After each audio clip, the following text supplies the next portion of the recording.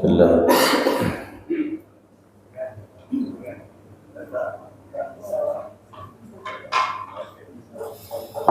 Allahumma salli ala Sayyidina Muhammadin bil qulubi wa dawaiha وعافية الأبدان وشفائها ونور الأبصار وضيائها وعلى آله وصحبه وسلم. اللهم صل على سيدنا محمد في القلوب ودوائها وعافية الأبدان وشفائها ونور الأبصار وضيائها وعلى آله وصحبه وسلم. اللهم صل على سيدنا محمد بالقلوب وإيها وعافية الأبدان وشفائها ونور الأبصار وضيائها وعلى آله وصحبه وسلم. اللهم صل وسلم. الحمد لله. بسم الله. نويت التعلم والتعليم، تذكر والتذكير والنفع والانتفاع والإفادة والاستفادة والحث على التمسك بكتاب الله وسنة رسول الله والدعاء إلى الهدى والدلالة على الخير ابتغاء وجه الله مرضاته قربه وثوابه. اللهم صل على سيدنا محمد صلاة تخرجني من ظلمات الوهم تكرمني بنور الفهم وتوضح لي ما أشكل حتى يفهم أنك أنت تعلم ولا أعلم إنك أنت علام الغيوب. السلام عليكم ورحمة الله وبركاته.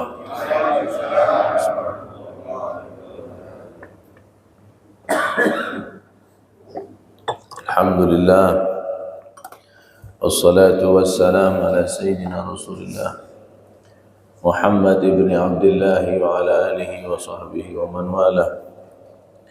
ولا حول ولا قوة إلا بالله العلي العظيم. اللهم صل على سيدنا محمد الفاتح لما أغلق والخاتم لما سبق ناصر الحق بالحق والهادي إلى صراطك المستقيم وعلى آله وصحبه حق قدره ومقداره العظيم. أما بعد، سبحانك لا علم لنا إلا ما علمتنا إنك أنت العليم الحكيم.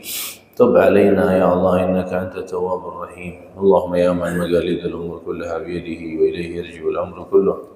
يا فتاه يا عليم افتح علينا وعليكم فتحا قريبا. رب اشرح لي صدري ويسر لي أمري واحلل عقدة من لساني يفقه قولي واهد قلبي وسدد لساني بحق النبي وآله. ربنا آتنا من لدنك رحمة وهيئ لنا من أمرنا رشدا. رب يسر ولا تعسر وبتمم بالخير يا حي يا قيوم لا إله إلا أنت سبحانك إني كنت من الظالمين. اللهم لا سهل إلا ما جعلته سهلا وأنت تجعل الحزن إذا شئت سهلا. والحمد لله رب العالمين. الحمد لله. جماعة hadirin wal hadirat, jamaah salat subuh masjid Fastabiqul Khairat yang dimuliakan Allah Subhanahu wa taala. Alhamdulillah, subuh hari ini Kita masih diizinkan Allah untuk bertemu kembali di majelis yang mulia ini. Mudah-mudahan yang istiqamah hadir Allah panjangkan umur, Allah sehatkan badan, Allah murahkan rezeki. Yang punya sakit Allah sembuhkan, yang punya hajat Allah kabulkan, punya masalah Allah selesaikan, punya hutang Allah lunaskan. Mudah-mudahan Allah berkahi hidup kita dunia akhirat. Allah karuniakan anak cucu salihin salihat. Allah tutup usia kita husnul khatimat. Allah masukkan surga bersama Nabi Muhammad. Mudah-mudahan kita semuanya selalu menjadi orang-orang yang dicintai oleh Rasulullah, dan insyaAllah di akhirat disyafaati oleh beliau. Amin ya Rabbal Alamin. Naam, kemarin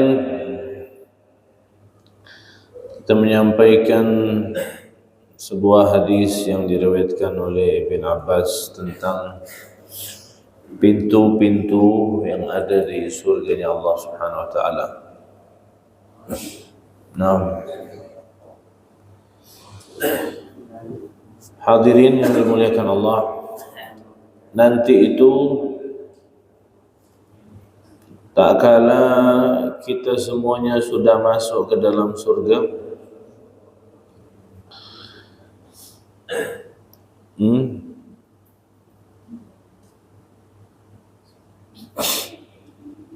mudah-mudahan kita masuk surga semua insyaAllah. Di saat kita sudah masuk ke dalam surga, nanti Allah akan menyeru kepada kita semuanya. Inna Allah yaqulu li ahli al-jannah, ya ahlal jannah. Nanti Allah manggil kita di dalam surga. Setelah kita menikmati semua yang ada di dalam surga, Allah panggil, ya ahlal jannah, wahai penduduk surga. Fayaquluna labbaika rabbana wa sa'dik wal khairu fi yadik. Maka kita akan menyaut panggilan Allah dengan mengatakan labbaik rabbana wa sa'dik wal khairu fi yadik. Iya ya Allah, aku penuhi panggilanmu ya Allah. Maka Allah akan bertanya kepada kita. Apa kata Allah? Hal raditum? Hal raditum? Apakah kalian sudah puas? Apakah kalian sudah ridho, sudah rela dengan nikmat yang aku berikan di dalam surga ini? Ini pertanyaan nih sebenarnya kebalik. Sebenarnya kita yang nanya Allah, ya Allah, kau dah ridho belum? Ya kan? Tapi justru Allah yang nanya sama kita. Allah betul-betul kepengen memuaskan. Ini hasil daripada amal ibadah kita yang sudah kita lakukan di dunia ini. Allah kepengen balas, walaupun kita masuk surga itu dengan rahmat Allah, bukan dengan ibadah kita. Hal raditum? Apakah kalian semuanya sudah puas, sudah ridha? Maka kita nanti akan menjawab begini, ya Rabb, wa ma lana la narda wa qad a'taitana ma lam tu'ti ahadan min khalqik. Ya Allah, gimana kita tidak ridha? Bagaimana mungkin kita tidak puas, sedangkan kau telah memberikan kepada kami sesuatu yang belum pernah kau berikan kepada seorang pun, yaitu kenikmatan surganya Allah Subhanahu ta'ala. Fayaqul, maka Allah bilang sama kita. Setelah kita jawab begitu, nanti Allah bilang, apa kata Allah? Fayaqul, ala u'tikum afdala min dhalik? Mau tidak kalian aku berikan yang lebih afdal daripada itu? Aku berikan yang lebih afdal daripada kenikmatan surga yang kau rasakan itu. Mau tak aku beri yang lebih afdal lagi? Maka penduduk surga ni kan bingung. Ini nikmatnya sudah luar biasa, ternyata masih ada yang lebih afdal lagi. Apa yang tak ada di surga tu? Semuanya sudah ada. Disifatkan oleh para ulama sebagaimana yang mereka kutip di dalam Al-Quran, fala ta'lamu nafsum ma ukhfiya lahum min qurrati a'yunin jazaa'an bima kanu ya'malun. Fala ta'lamu nafsun, tak ada seorang pun yang mengetahui ma ukhfiya lahum, apa yang Allah simpan di dalam surga, min qurrati a'yunin, dari sesuatu yang dapat menyenangkan pandangan mata kita.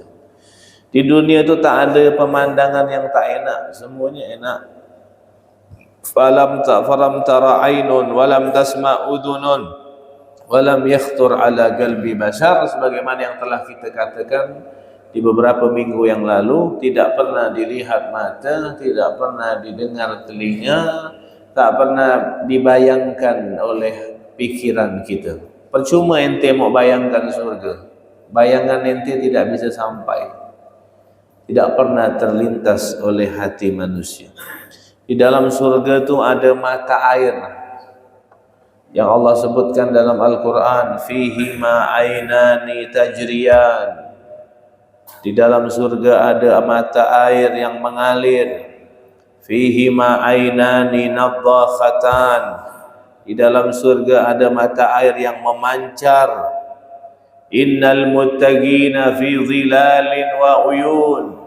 Sungguhnya orang-orang yang bertakwa fi dhilalin, di dalam naungan, wa uyun, dan mata air. Innal muttaqina fi jannatin wa uyun. Sesungguhnya orang-orang bertakwa berada di dalam taman-taman surga dan mata air. Semuanya sudah ada di dalam surga. Yang di dunia ni kepengen minum arak tapi belum sempat karena takut diharamkan oleh Allah, nanti di surga Allah kasih kita. Yang udah minum tak dikasih lagi di akhirat. Allah bilang di dunia khamar, arak tidak dibolehkan, diharamkan, dan ayatnya sudah jelas, tidak bisa ditafsir-tafsirkan lagi. Teksnya sudah qat'i, kemudian penempatan dalilnya juga sudah qat'i, sudah pasti, bukan relatif. Oh mungkin begini, tidak bisa. Hukumnya haram ya haram. Bahkan pengharaman khamar itu dulu sampai 3 kali, tidak langsung, karena memang khamar ini minuman orang-orang jahiliyah pada saat itu, susah mereka mau melepaskannya. Maka pengharamannya pun sampai 3 kali turun ayat bertahap gitu, tidak langsung haram, karena berat. Memang berat nih minum khamar nih. Orang kalau udah kecanduan minum khamar ini, sekarang ini kan khamar bentuknya banyak, tidak hanya arak, narkoba, narkotika, sabu-sabu. Itulah ada dalam agama ini namanya hukum kias. Kan kita dalam agama Islam ini pengambilan hukum 4, Al-Quran, hadis, ijma', qiyas. Qiyas itu menyamakan antara hukum yang tak ada dalilnya kepada hukum yang ada dalilnya sehingga bisa dipahami. Seperti dulu pengharaman khamar. Sekarang kan khamar ni kenapa haram? Karena memabukkan. Nah, sekarang ada bentuk baru, narkoba, narkotika, sabu-sabu. Tapi dia tak disebut dalam Al-Quran, tapi dia bisa dikiaskan dengan khamar, jadi dia haram juga. Andaikan tak disebut dalam Quran, tak bisa dikiaskan, maka narkoba nanti tak haram hukum. Maka dia dikiaskan dengan khamar karena dia memabuk, persamaan ilatnya, alasan pengharamannya.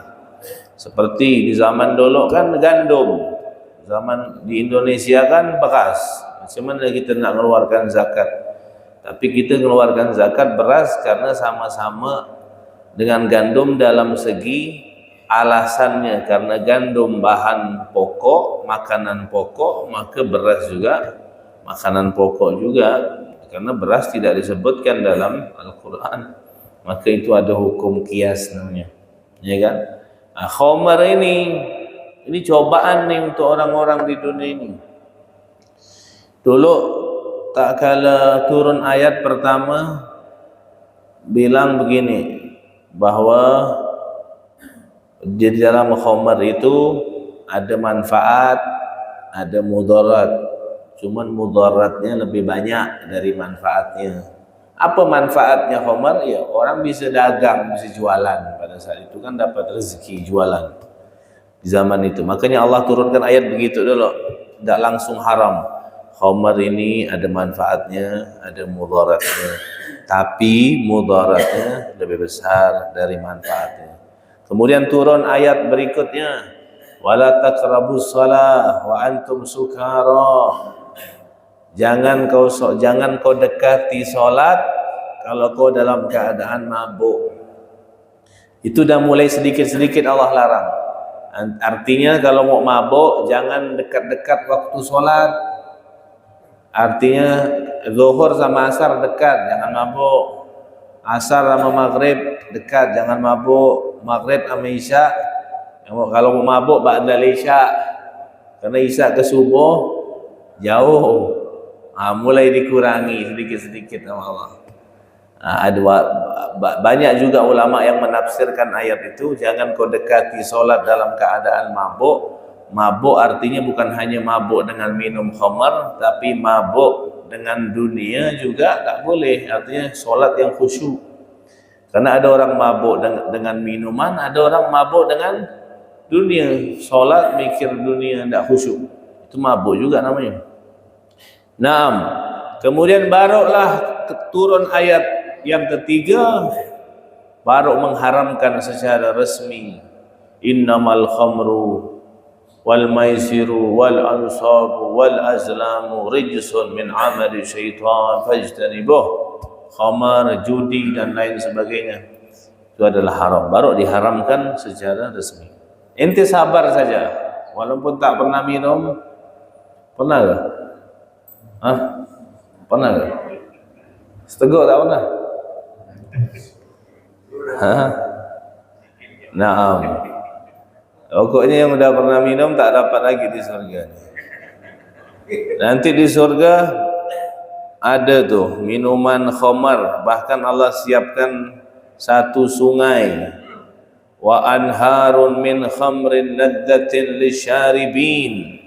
Sungai-sungai yang terbuat dari arak tapi tidak memabukkan, ladzatin yang lezat, lisyaribin bagi orang-orang yang minum. Khamarnya warna putih, enak, tidak memabukkan, tak ada alkoholnya. Sebagaimana Allah bilang dalam Al-Quran, yutafu alaihim bika'zin min ma'in bayda'a ladzatin lisyaribin la fiha ghaulun wa la hum anha yunzafun. Nanti dibagi-bagikan tuh kepada mereka gelas-gelas yang berisi minuman khamar dari sungai-sungai khamar yang mengalir, warnanya putih, bersih, sedap bagi orang-orang yang minumnya, tak ada alkohol dan tidak memabukkan. Orang mukmin yang akan memberikan minum kepada mukmin lain nanti di akhirat itu, wa ayyuma mu'minin saga mu'minan ala dhama'in sagahullah yaumal qiyamah minar rahiqil makhtub. Orang yang di dunia pernah memberikan minum sama orang lain, ya kan, maka nanti di akhirat Allah kasih dia minum juga. Nih, siapa yang ngasih anak minum nih? Siapa yang ngasih anak minum nih? Nanti Allah kasih dia minum di akhirat. Naam, yusqawna min rahiqin makhtum khitamuhu misk wa fi dhalika falyatanafasil mutanafisun. Belum lagi nanti dihidangkan makanan yang paling afdal di surga itu daging. Karena daging itu sayyidut ta'am. Di dunia makanan tuh pimpinannya makanan tuh daging. Daging itu makanan yang paling afdal, sayyidut ta'am. Kata Allah nanti di surga dikasih makan daging. Wa amdadnahum bifakihatin wa lahmin mimma yashtahun.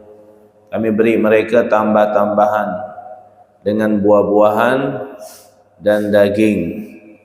Itu di dalam surat Waqiah juga itu. Wa fakihatin mimma yatakhayyarun wa lahmi tayrin mimma yashtahun.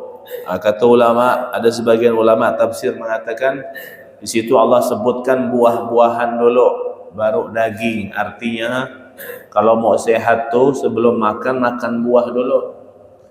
Bukan buah itu setelah makan, sebelum. Itu karena di Al-Quran disebutkan buah dulu baru daging. Wa fakihatin, buah. Mimma yatakhayyarun baru walahmin, daging. Ya kan? Jadi kalau mau makan buah dulu, sehat baru makan. Coba tanya dokter, yang mana yang betul? Buah dulu kan? Bukan setelah makan. Kalau kita kan buah setelah makan, cuci mulut kata dia. Sebelum kita makan buah. Nah, awalahmi tayrin mimma yashtahun, daging burung. Nanti kita makan daging burung. Burungnya tuh tak perlu dibakar, dipanggang lagi, cukup kepengen saja langsung udah jadi, udah burung bakar. Ya kan? Luar biasa, nikmat-nikmat surga yang udah seperti ini Allah masih nawarkan lagi. Mau enggak kalian aku kasih yang lebih afdal daripada itu? Belum lagi pelayan-pelayan nanti di surga. Yatufu alaihim wildanun mukhalladun bi akwabin wa abarika wa ka'sin min ma'in. Nanti mereka dikelilingi anak-anak muda yang tampan-tampan. Wildan. Ada namanya wildan. Wildan itu anak-anak muda yang tampan-tampan. Mukhalladun bi akwabin, mereka bawa gelas. Dilayani kita, wa abarik, bawa cerek-cerek itu berisi minuman-minuman yang diambil dari air-air yang mengalir, ya kan? Belum lagi bidadari-bidadari, masya Allah. Wa indahum qasiratut tarf, wa indahum qasiratut tarf'in ka'annahunna baydun maknun. Di sisi kita nanti ada bidadari-bidadari yang pandangannya sangat indah sekali, matanya sangat indah, seakan-akan mereka adalah kata ka'annahunna baydun, telur burung unta maknun yang tersimpan dengan baik. Inna ansha'nahunna insya'a faja'alnahunna abkara uruban atraba. Bidadari-bidadari, gadis-gadis masih perawan, penuh cinta. Umurnya sebaya semua sama, ya kan? Wa hurun 'ain ka'amthali lu'lu'il maknun jazaa'an bima kanu ya'malun, ya kan? Wa fihinna khairatun hisan fa bi ayyi ala'i rabbikuma tukadziban, hurun maqsurat. Banyak Allah jelaskan tuh. Nanti ibu-ibu enggak cemburu lagi. Di akhirat tak ada cemburu-cemburuan, ya kan? Di dunia ini cemburu wajar. Di surga enggak, ibu-ibu tak dapat bidadari, tak dapat bidadara, ibu-ibu dapat perhiasan. Karena perempuan itu keinginan syahwatnya itu dalam perhiasan. Kalau laki-laki itu perempuan memang, maka dikasih bidadari. Kalau perempuan bukan laki-laki, dia orientasi puncak dari syahwatnya itu perhiasan. Nanti ibu gampang di akhirat nanti. Toko emas banyak di surga nanti. Tinggal pilih ya. Tak pakai bayar-bayar lagi. Makanya kata, bagaimana anak pernah sampaikan itu, kata Nabi SAW, la tu'zi imra'atun zawjaha fid dunya illa qalat zawjatu minal hurul 'ain la tu'zihi qatalakillah. Jangan sampai seorang istri menyakiti suaminya di dunia. Kalau istri menyakiti suaminya di dunia, maka istrinya yang dari bidadari itu ngomong sana, perempuan, jangan kau sakiti laki kau, mudah-mudahan Allah melaknati kau. Tuh, dilaknat sama bidadari. Kalau nengok ada isteri menyakiti suaminya, jangan sampai aku ambil nanti, kata bidadari itu. Biar aku saja yang ngurusnya. Bidadari di surga dah siap mengupas bapak-bapak tadi kalau istrinya menyakiti suaminya. Nah, belum lagi yang dia mati syahid, lebih dahsyat lagi dia punya kedudukan nanti di surganya Allah Subhanahu wa taala. Orang yang mati syahid itu wa yuzawwaj 72 zawjatan minal hurul 'ain. Orang yang mati syahid itu nanti di surga dikawinkan dengan 72 bidadari. Wa yusyaffa, dan dia bisa memberi syafaat untuk 70 orang dari keluarganya. Ini kita hadir majlis taklim ni jihad. Kalau ada yang meninggal syahid, ada yang mau 72 bidadari ni? Tak mau. Bisa memberikan syafaat kepada 70 orang daripada keluarganya, orang-orang yang mati syahid. Nah, ya kan? Pernah tak kala Nabi di Isra Mi'rajkan, Nabi SAW di antara rutenya itu masuk ke dalam surganya Allah, dimasukkan ke dalam surga. Kemudian fabaina ana jalisun iz ja'alat fi yadi tufaha. Tak kala aku masuk ke dalam surga, tiba-tiba di tanganku diberikan sebuah apel, tufahatun. Fanfalagati tufaha, maka apel itu pecah binisfain menjadi dua. Fakharajat min hajariyatun, keluarlah wanita yang cantik yang masih muda dari buah apel itu, yang belum pernah aku lihat orang yang lebih cantik daripada dia, kata Nabi Muhammad SAW. Itu bidadari hanya bertasbih saja, dia membaca tasbih yang belum pernah didengar oleh Nabi Muhammad SAW. Kemudian Nabi penasaran, Nabi tanya, man anti ya jariyatu, siapa ente wahai wanita yang sangat muda yang cantik ini? Qalat, maka dia mengatakan, ana minal huril ain, aku adalah bidadari. Khalaqani Allah min nuri arsyih, aku diciptakan Allah dari cahaya arasnya. Faqultu, maka aku tanya, liman anti, kau ni bidadari yang cantik yang luar biasa ini, kau berdandan seperti ini, untuk siapa kau ni? Ya kan? Karena setiap bidadari sudah ada milik-miliknya masing-masing di surga. Punya siapa ente? Maka dia mengatakan, galat lil khalifatil madlum Uthman bin Affan radhiyallahu anhu. Aku dipersiapkan Allah untuk menyambut seorang khalifah yang teraniaya pada saat itu, yaitu Sayyidina Uthman bin Affan, menantunya Nabi Muhammad SAW.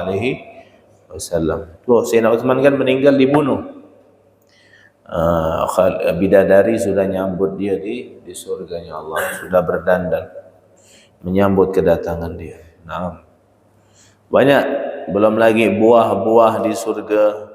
Jadi pohon-pohon di surga tu tidak kayak di dunia. Kalau di dunia kan akarnya di bawah, buahnya di atas, jadi perlu tangga manjat lagi. Kalau di surga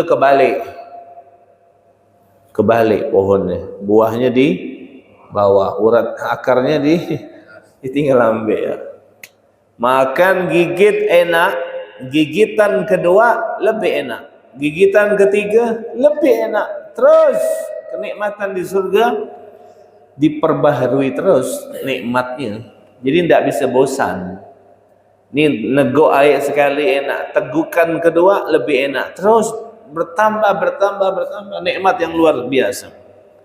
Tuh, tanaman-tanaman di surga, kasur-kasur di surga, fi furushim marfu'ah, fiha sururun marfu'ah, kasur-kasur yang tebal, yang empuk, ya kan? Jelas Allah sebutkan semua itu di dalam Al-Quran. Bagaimana lingkungan surga nanti, semuanya sudah Allah jelaskan di dalam Al-Quran. Yang itu semuanya sudah kita nikmati. Allah masih tanya, kau puas enggak? Kata Allah, hal raditum, puas enggak kalian? Puas ya Allah. Bagaimana kita tidak puas sedangkan kau telah memberikan sesuatu yang luar biasa seperti ini. Maka kata Allah bilang apa? Mau ndak aku kasih yang lebih afdal lagi dari ini? Maka mereka mengatakan, ya Rabb, apa itu yang lebih afdal? Maka Allah mengatakan, uhillu alaikum ridwani fala askhatu alaikum ba'dahu abada. Aku halalkan kepada kalian keridhaanku, maka aku tidak akan pernah murka kepadamu selama-lamanya. Ridha Allah itu lebih nikmat daripada surga yang ada di dalam, kenikmatan yang ada di dalam surga. Kita diridhoi oleh Allah dan Allah tidak akan murka selama-lamanya. Karena ridha itu lebih afdal dari surga. Apa nilainya surga kalau Allah tak ridha? Tapi walaupun di dalam neraka kalau Allah ridha, makanya kita doa tu minta ridha dulu apa minta surga dulu? Allahumma inna nas'aluka ridhaka wal jannah. Ridha dulu baru surga. Ternyata yang lebih nikmat dari semua itu ridha. Padahal nikmatnya sudah luar biasa. Ibarat ibu-ibu nih dikasih duit belanja terus setiap hari, dibelikan emas setiap hari, dibelikan mobil mewah, rumah mewah, HP yang mahal, diajak jalan-jalan, diberikan skincare, semuanya dikasih. Udah semua tuh luar biasa dikasih sama suaminya. Suaminya bilang begini, Bu, mau ndak, Dek, mau ndak aku kasih kau yang lebih afdal daripada itu? Apa tuh bang? Aku akan setia bersamamu selama-lamanya. Senang nggak tuh? Udah dikasih duit tiap hari, dikasih HP, mobil, semua, diajak jalan-jalan. Tapi kata suaminya, mau ndak aku kasih yang lebih afdal? Apa? Aku akan setia bersamamu selama-lamanya. Senang istri itu, ya kan?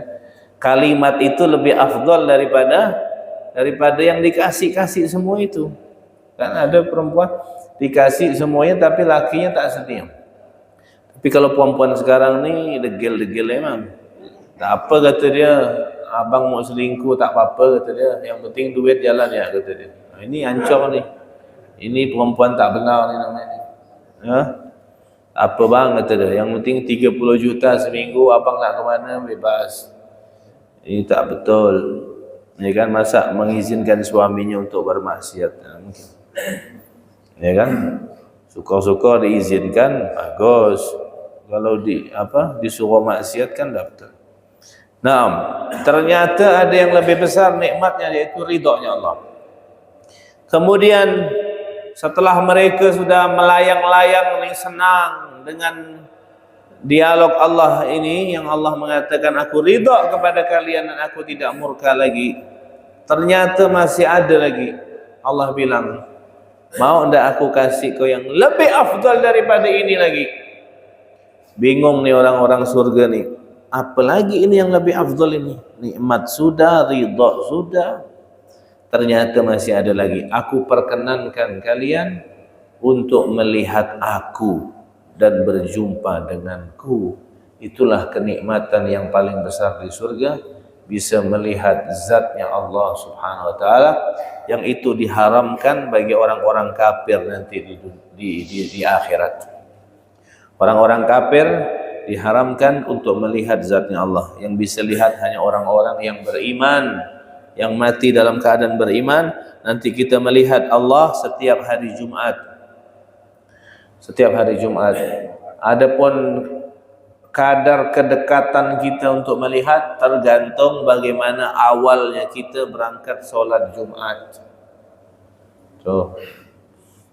Makin awal sholat Jumat, makin dekat nanti melihat Allah setiap hari Jumat. Nanti Allah akan membacakan surat Ar-Rahman di hadapan kita semuanya. Setiap hari Jumat itu kita akan melihat zatnya Allah. Kalau perempuan semakin taat dia sama suaminya, semakin dekat dia nanti melihat zatnya Allah subhanahu wa ta'ala. Makanya perjalanan Isra wal Mi'raj ini yang sebentar lagi kita akan mengadakannya ini bulan depan ini, itu adalah kado istimewa yang paling besar untuk Nabi Muhammad SAW. Kenapa kado istimewa? Iya, karena Nabi Muhammad belum meninggal saja sudah bertemu dengan Allah. Kita kan nanti bertemu dengan Allah di surga, udah mati dulu. Nabi Muhammad belum meninggal tapi sudah Isra wal Mi'raj dan bertemu dengan Allah. Makanya Isra wal Mi'raj itu kado istimewa yang terbesar yang belum pernah diberikan kepada siapapun kecuali kepada Nabi Muhammad sallallahu alaihi wasallam. Bayangkan, kita di surga sudah dapat nikmat, sudah dapat ridho, sudah senang, disuruh lihat Allah tambah senang. Nabi Muhammad belum merasakan nikmat surga, belum Allah mengatakan ridho, tapi sudah disuruh untuk bertemu dengan Allah. Yang lebih keren lagi, Nabi Muhammad tak minta, tapi Nabi Muhammad yang diminta oleh Allah Subhanahu wa Ta'ala. Tak ada. Nabi Musa saja maksa-maksa kepengen lihat Allah, tapi tak dikasih sama Allah, dihijab. Kata dia bilang, arini anzur ilaik, ya Allah, izinkan aku melihat engkau. Kata Allah, lan tarani, kau tak akan bisa lihat aku. Walakin unzur ilal jabal, fa in istagarra makanahu fasawfa tarani. Tapi kau lihat kepada gunung itu, nanti aku bertajalli, aku akan turun dengan rahmatku. Kalau gunung itu aman-aman saja, kau akan bisa lihat aku. Tapi kalau gunungnya meledak, kau tidak akan mampu melihatku. Tak mampu, pingsan Nabi Musa. Ya kan? Makanya dia hanya kalimullah, orang yang berbicara sama Allah tapi tidak melihat Allah. Padahal dia minta, tak dikasih sama Allah. Nabi Muhammad tak minta, diundang, undangannya satu saja. Undangannya hanya satu. Belum pernah terjadi sebelumnya, belum pernah terjadi setelahnya, yaitu perjalanan Isra wal Mi'raj Nabi besar Muhammad sallallahu alaihi wasallam. Nabi Muhammad melihat Allah, berjumpa dengan Allah. Tak ada orang yang punya kedudukan yang paling tinggi seperti Nabi Muhammad sallallahu alaihi wasallam. Belum meninggal dunia udah bisa melihat. Kita nih orang-orang beriman, boleh tak melihat Allah di dunia? Boleh, cuma tak bisa gitu lah. Kenapa boleh? Itu Nabi Musa minta. Boleh berarti minta, ya Allah aku pengen lihat kau di dunia. Minta boleh, cuma tak mungkin dikasih. Karena dikasihnya nanti di surga. Kita masuk surga, kita bisa melihat Allah. Itu kenikmatan yang luar biasa di surga. Semua kenikmatan itu tidak akan kita toleh kalau kita sudah melihat Allah. Karena selama ini kita nyembah Allah, kita tak lihat. Karena nanti kita diperkenankan untuk melihat zatnya Allah Subhanahu wa Ta'ala, dan tak bisa kita bayangkan bagaimana, macam mana. Itu nanti ceritanya di surga. Mudah-mudahan yang penting kita masuk surga dulu, insyaallah. Warzuqna an-nadhar ila wajhikal karim. Makanya doa yang Syekh Abu Bakar bin Salim yang anda baca setiap ba'da subuh itu, warzuqna an-nadhar ila wajhikal karim. Ya Allah, beri kami rezeki untuk bisa melihat zatnya Allah Subhanahu wa Ta'ala. Itulah kenikmatan surga yang paling besar.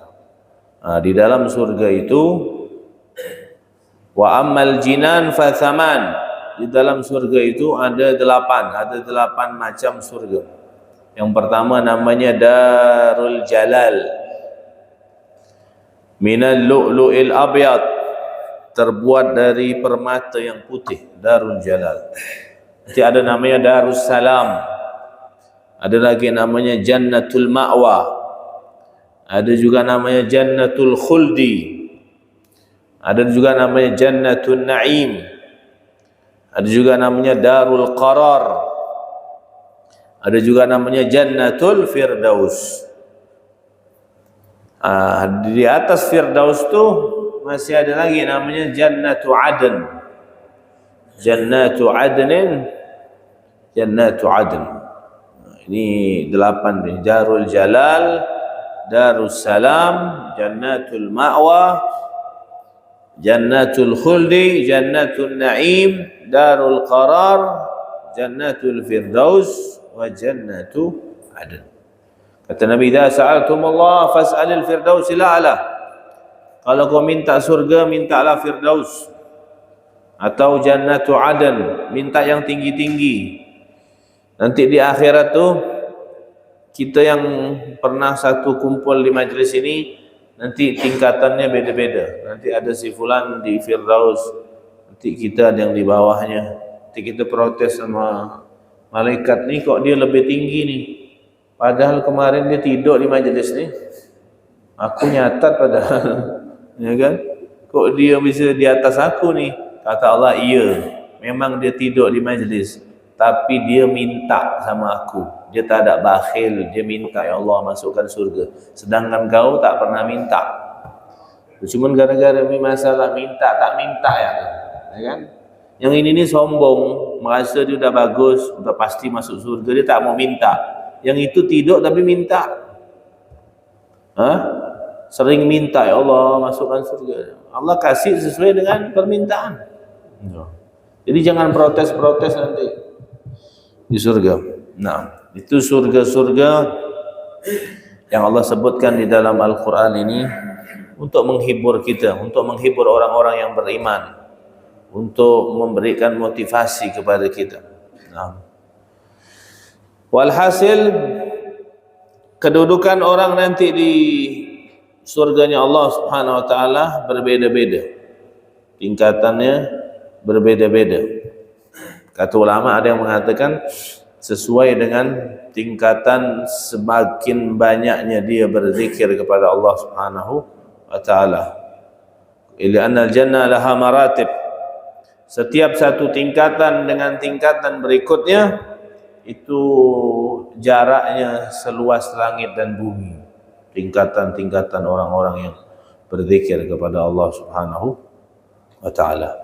Nah, di dalam zikir ini kembali kepada pembahasan kita kemarin bahwa di antara orang yang tidak dilaknat di dunia ini adalah orang-orang yang pertama adalah orang-orang yang berzikir kepada Allah Subhanahu wa taala.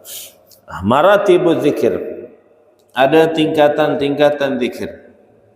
Yang pertama zikrul lisan. Zikir dengan lisan. Alhamdulillah, la ilaha illallah, subhanallah bihamdi, Allahu akbar. Salawat kepada Nabi itu juga zikir. Zikir dengan lisan. Zikir dengan lisan ini kalau ente sudah bisa zikir dengan lisan, di saat banyak manusia ni zikir dengan lisan pun tak mampu, tak bisa, tak ada waktu, tak sempat. Lebih banyak ngocehnya daripada zikir, lebih banyak gosipnya daripada, ya kan? Lebih banyak komentar orang lain, lebih banyak ngomongkan orang daripada berzikir. Maka tak kala kita diizinkan Allah bisa berzikir ini dengan lisan. Ini belum cerita zikir hati, ini baru zikir lisan. Kata ulama, hada ni'mah kabirah la budda an yashkuraha. Ini nikmat yang besar yang harus kita syukuri. Kenapa? Wa idza syakarta 'alaiha hayyaka ila al-martabati allati taliha wa hiya dzikrul qalb. Kalau kita sudah mensyukuri, kita berzikir dengan lisan walaupun hati masih belum hadir, masih belum ikut zikir hati ini. Hati entah kemana-mana, tapi lisan berzikir. Itu dah nikmat. Kalau kita syukuri, nanti Allah kasih kita tingkatan yang kedua, yaitu zikir dengan hati. Zikrul qalb. Zikir dengan hati ini ada tingkatannya lagi. Ada yang istihdar makna zikir, ada yang tadzuq makna zikir. Zikir dengan hati ini ada orang yang hanya sekedar menghadirkan makna zikir. Tapi ada yang kedua yang lebih afdal, dia menikmati makna zikir. Beda ya, menghadirkan makna zikir sama menikmati makna zikir beda. Apa bedanya? Kalau orang cuma menghadirkan makna zikir, di saat dia zikir misalkan dia baca la ilaha illallah. Apa makna la ilaha illallah? La ma'buda bihaqqin fil wujudi illallah. Tidak ada yang pantas disembah dengan sebenar-benarnya kecuali Allah. Itu namanya menghadirkan makna zikir. Subhanallah wa bihamdi, dihadirkan bahwa Maha suci Allah, ya kan? Allahu Akbar, Allah Maha Besar, itu cuma menghadirkan makna zikir. Itu masih tingkatan kelas-kelas bawah, ya kan? Tapi kalau orang sudah sampai kepada menikmati makna zikir, itu tak kala dia sudah istiqomah berzikir, menghadirkan makna zikir, dia istiqomah dalam keadaan seperti itu dengan ikhlas, maka baru dia akan bisa mencicipi kelezatan berzikir kepada Allah.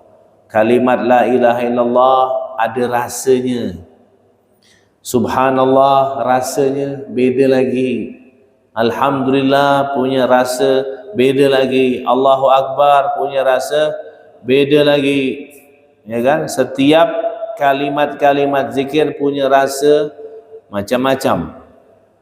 Kenapa kita belum bisa merasakan itu? Kenapa? Li'annahu yash'ur anna Allah akramahu bitauhid. Karena kita belum merasakan ma'rifat atau ketauhidan kepada Allah dengan sebenar-benarnya. Kalau kita sudah merasakan bahwa Allah memuliakan kita dengan tauhid, kita tidak menyembah kepada selain Allah, maka dia akan selalu mengatakan la ilaha illallah. Dia akan menikmati, mencicipi daripada kelezatan mengucapkan kalimat la ilaha illallah. Bentar lihat orang-orang yang masuk ke dalam tarekat itu, zikir la ilaha illallah, itu tak sadar itu sudah menikmati. Karena setiap zikir itu ada rasanya. Sebagaimana kita makan sate ada rasanya sendiri, bakso ada rasanya, nasi kebuli ada rasanya, nasi kuning ada rasanya, bubur pedas ada rasanya. Sama kayak zikir.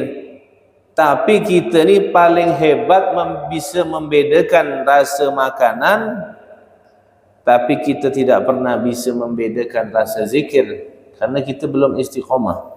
Jadi pertama tu mulai dari zikir lisan dulu, baru zikir hati. Zikir hati pun kita mulai dari menghadirkan makna zikir. Minimal kita menghadirkan, baca kalimat ini kita hadirkan maknanya begini. Nanti kalau dah istiqomah, baru Allah karuniakan kita bisa menikmati makna zikir sebagaimana kita menikmati rasa-rasa makanan, ya kan? Kalau makanan ini syahwat yang zahir, berkaitan dengan syahwat yang zahir. Jangan hanya jasad kita saja kita kasih makan yang nikmat, hati kita juga perlu merasakan kenikmatan juga. Jangan sampai kita haramkan hati kita ini untuk mendapatkan kenikmatan.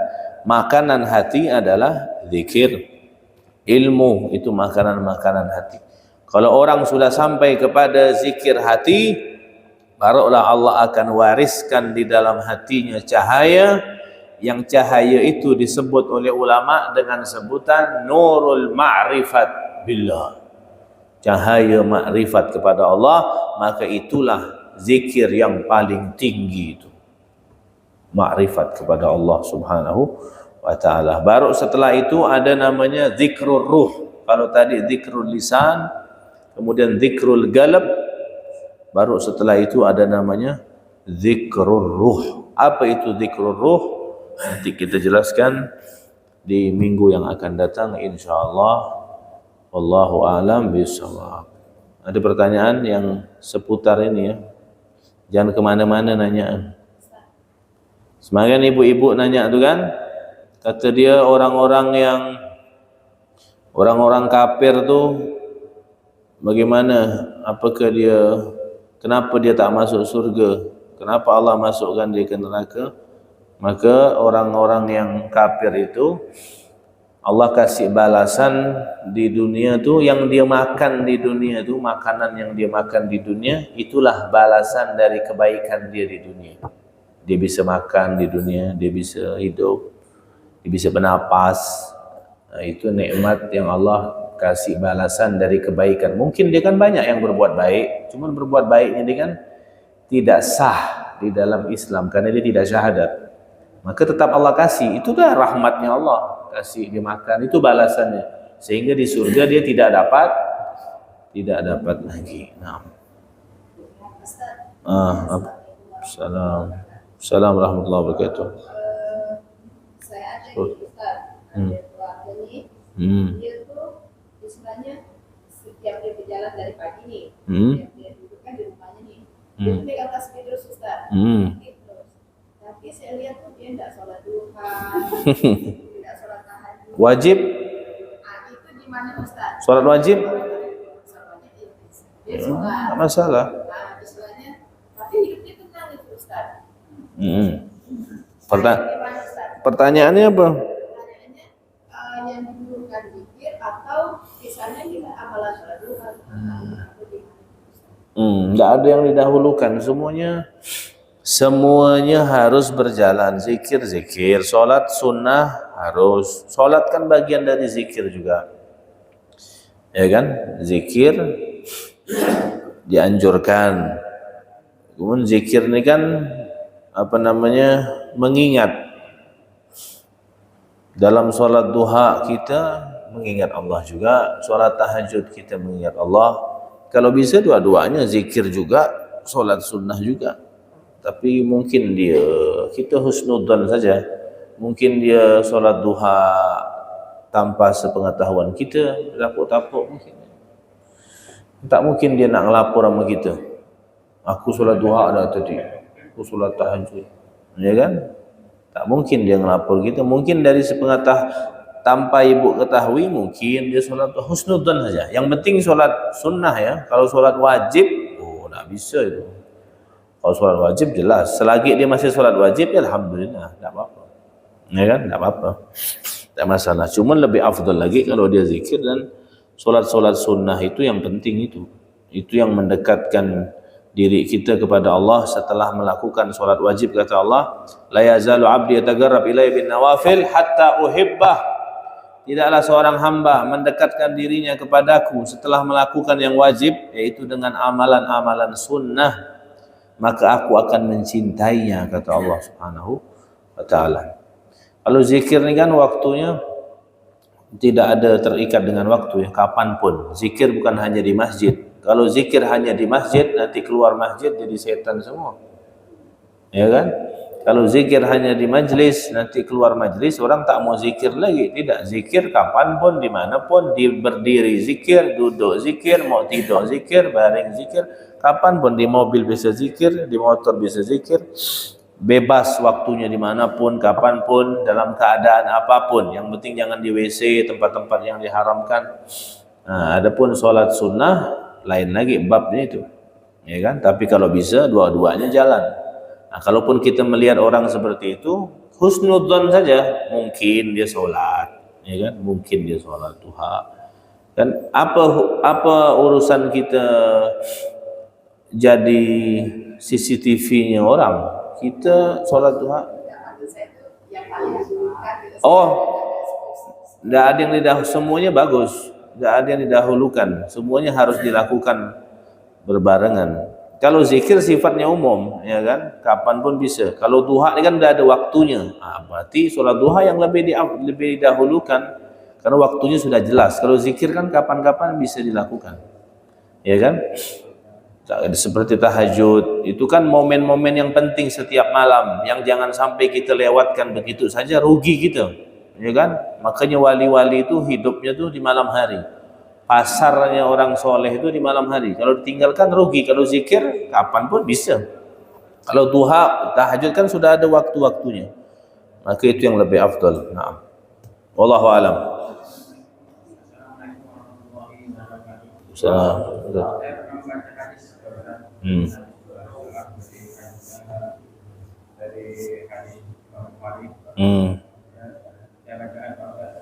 Siapakah manusia yang paling beruntung dengan sahabatmu pada hari kiamat?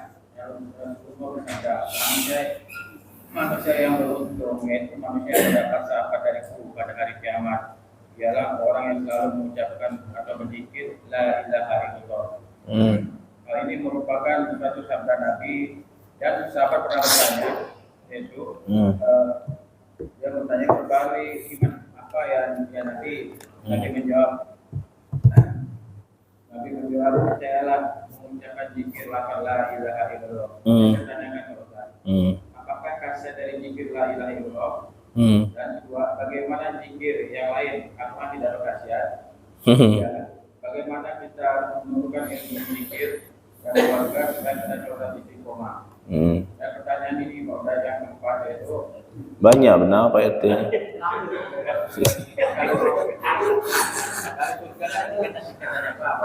Ya betul.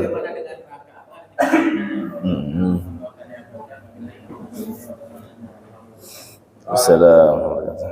Banyak benar Pak RT ni. Satu ya, sampai 4 apa?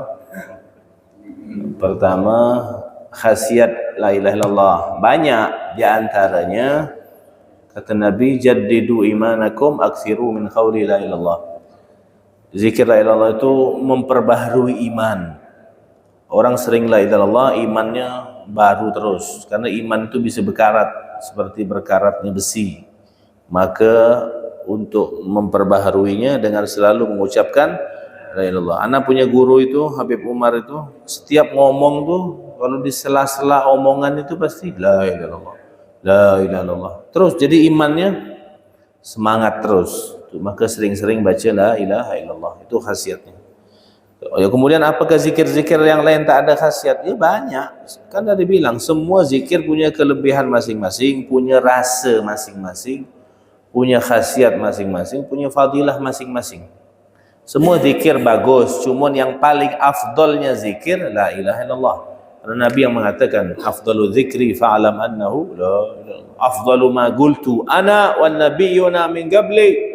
Paling afdalnya ucapan yang aku ucapkan dan para nabi-nabi sebelumku yaitu ucapan la ilaha illallah. Itu kalau mau diceritakan, ditafsirkan la ilaha illallah itu banyak ceritanya, khasiatnya, fadilahnya. Kemudian yang ketiga tadi apa? Apa? Suruh hadir majelis ta'lim, nanti biar dia tahu keutamaannya zikir, ya kan? Suruh kenalkan, hadirkan, masukkan dia di dalam majelis zikir. Majelis zikir kan banyak.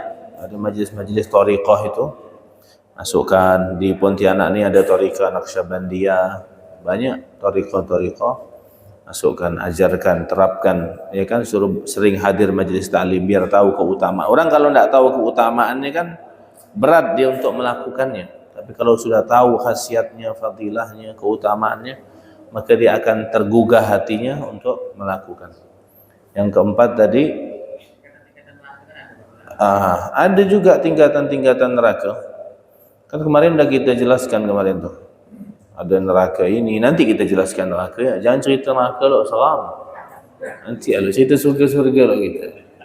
Nanti kalau dah tengok jamaah dah mulai ngantuk-ngantuk semua, baru kita cerita neraka nanti. Dia bangun. Oh gitu. Kalau dah minta cerita neraka ni biasa kayak dah mau siap-siap masuk, nampak tak? Kita tak mau dengar neraka, sumpah kita dengar neraka ni. Pengen dengar surga ya lah. Apa lagi? Udah, wallahu alam. Fadal. Assalam. Tadi Ustaz ceritakan bahwa jika istri yang menyakiti suami, dia akan diurus oleh bidadari lain. Tapi kalau sebaliknya suami menyakiti istri itu apakah sama? Lalu kedua, bagaimana untuk mendapatkan rahmat Allah Subhanahu wa Ta'ala? Ada beberapa macam syarat. Apakah dengan satu syarat bisa mendapatkan beberapa syarat, atau apakah rahmat Allah itu hanya khusus di dunia, di akhirat? Assalamualaikum warahmatullahi wabarakatuh. Kata Nabi, janganlah seorang istri menyakiti suaminya. Karena tak kala seorang istri menyakiti suaminya, maka bidadari yang di surga yang untuk dia itu berkata di surga, qatalakillah, mudah-mudahan Allah melaknatimu, biar aku saja yang mengurusnya kalau kau tidak sanggup mengurusnya di dunia. Itu hanya ungkapan seorang bidadari, dan itu bab di dalam seorang istri yang salehah, yang betul-betul berkhidmah melayani suaminya dan tidak menyusahkan dan tidak menyakiti suaminya. Artinya di situ Nabi menjelaskan setiap dari kita itu sudah ada jatah bidadari di surga. Maka kalau ada isteri itu kurang ajar sama suami, bidadari yang punya kita tu geram nengok. Kau ni mampu tak ngurus dia? Kalau tak biar aku ya, gitu lah. Begitu maksudnya. Ya kan? Tapi kalau suami nyakitkan bininya, itu ada bidadari di surga. Yang ada semua bidadari. Itu wallahu alam apa jawabannya tak tahu. Kalau suami nyakiti istrinya, mendolimi istrinya, ya berdosa. Dosa besar, ya kan? Cuman untuk yang seperti itu tidak ada dijelaskan sama Nabi Muhammad SAW. Kemudian yang kedua tadi apa? Rahmat. Syarat mendapatkan rahmat Allah. Cara-cara untuk mendapatkan rahmat banyak. Di antaranya berkumpul di masjid, mempelajari Al-Quran, mempelajari ilmu-ilmu Allah. Majtama'a qaumun fi baitin min buyutillah illa nazalat alaihimus sakinah wa ghasyiyatuhumur rahmah. Kita kumpul pagi hari ini di masjid, mempelajari Al-Quran, mempelajari ilmu Allah, kita diturunkan ketenangan di dalam hati kita dan diliputi dengan rahmat-rahmat.